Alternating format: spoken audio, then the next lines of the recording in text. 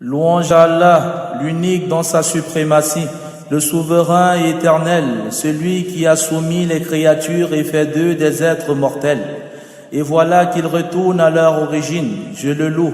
Exalté soit-il, lui qui a fait de la mort un sauvetage pour les craintifs, et une mauvaise torture pour les pécheurs, ceux à qui, lorsqu'allusion de la mort est faite, leurs cœurs se remplissent d'aversion. Je le remercie et le loue, car à lui l'approvisionnement par ses bienfaits visibles. C'est lui qui riposte par des afflictions redoutables. J'atteste qu'il n'y a point de divinité digne d'être adorée si ce n'est Allah, l'unique, point d'associer à lui la louange en toutes circonstances. Tout comme j'atteste avec conviction que notre maître et prophète Mohammed est son serviteur et son messager. Il a envoyé de préserver son ordre, parachever son pardon et accomplir sa promesse. Il a pourvu de preuves indéfectibles que la prière d'Allah, le salut, soit sur lui, sa famille, ses compagnons et tous ceux qui emprunteront leur chemin jusqu'au jour de la rétribution. Chers musulmans, je prodige ce conseil d'abord à ma propre personne, ensuite à vous, de craindre Allah, car celui qui ne craint pas Allah est en proie aux ambiguïtés. Car si vous craignez Allah, il vous pourvoira de discernement. Sourate 8, verset 29.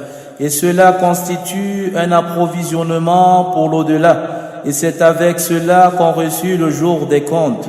Le jour où les biens et la famille ne seront d'aucune utilité, exception faite pour celui qui vient avec un cœur pur. Sourate 29, verset 88. Allah a créé les hommes et les djinns pour une raison inouïe. Il les a créés afin de savoir lequel d'entre eux œuvra de la belle manière.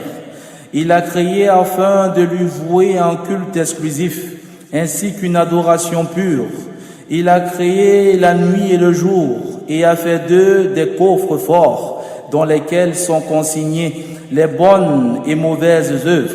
Aucun être ne prononce une parole sans qu'il n'y ait des scriptes fidèles prêts à consigner leurs œuvres. Sourate 50, verset 18. Et nous avons consigné toutes choses dans un registre explicite. Sourate 36, verset 12. Frères en islam, parmi les sagesses d'Allah, le fait qu'il n'ait pas fait de ce bas monde des demeures éternelles et continuelles. En effet, ce sont des demeures de passage et de mise en valeur. Le vainqueur est celui dont la moisson sera prolifique, et le perdant est celui dont la moisson sera vaine. Il est connu de tous que cette vie terrestre est éphémère et n'est pas une demeure pour les vivants.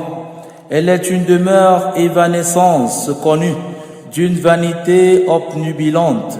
Allah dit à son prophète à cet effet: nous n'avons fait d'aucun être humain avant toi éternel, et si tu meurs, pense-t-il qu'ils resteront éternels? Sourate 21, verset 34.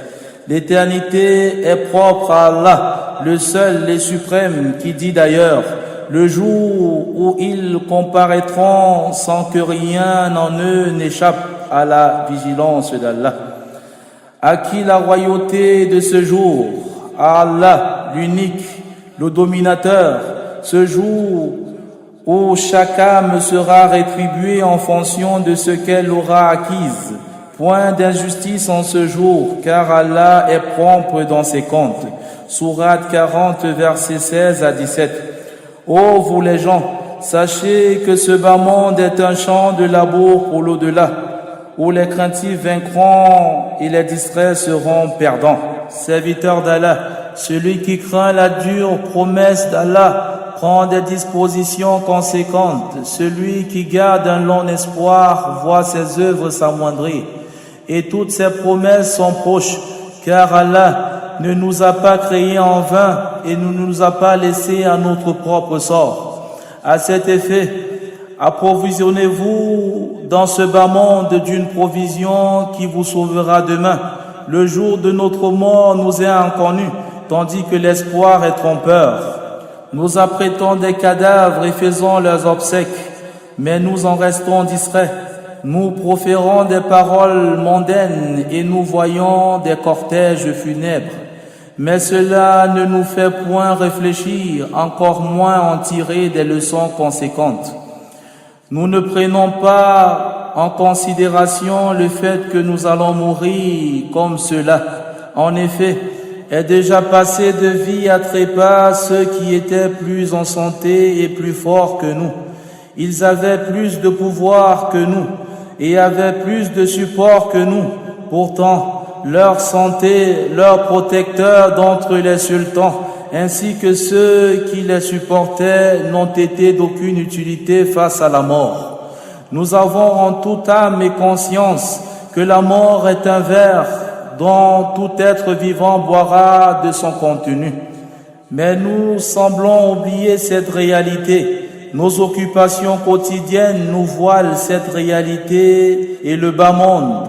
Et chacun d'entre nous dit avec sa langue que la mort est une réalité et que tout le monde périra, tandis que ses actes disent « Je ne mourrai jamais ».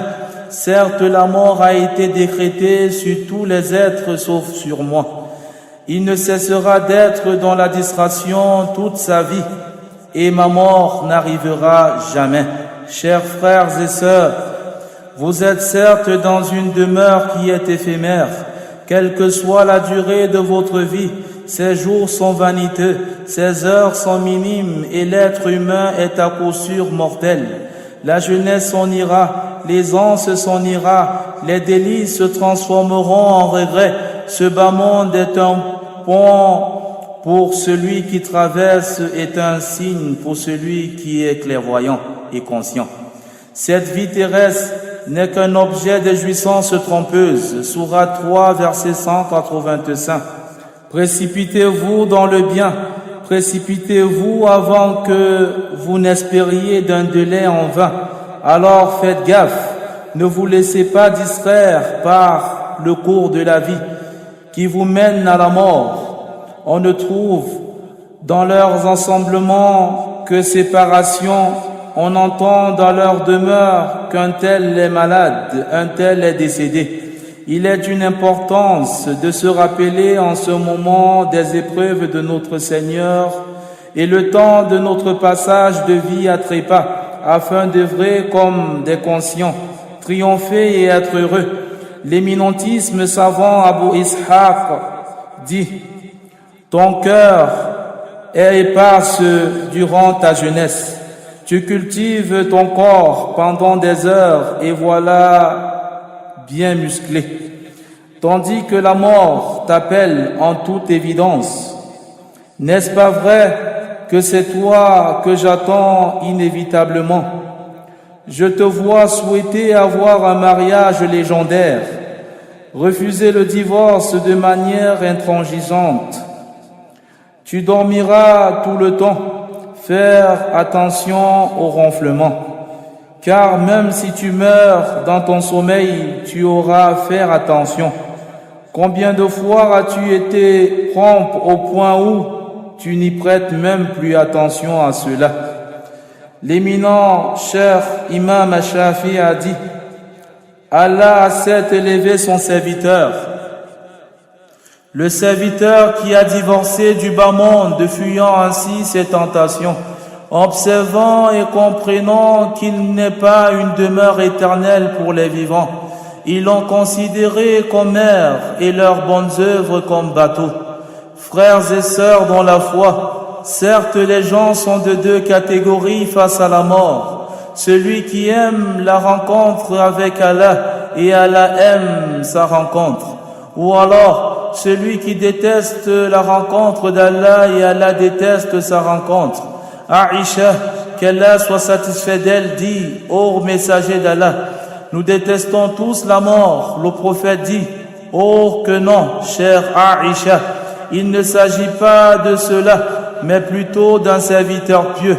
Le serviteur droit, lorsqu'il est en présence des affres de la mort, et que les anges du tout miséricordieux se présentent à lui, lui annonçant ainsi les délices du paradis, et que son Seigneur est satisfait et pas fâché de lui. À cet instant, il est content de la rencontre avec son Seigneur, et son Seigneur sera content de le rencontrer.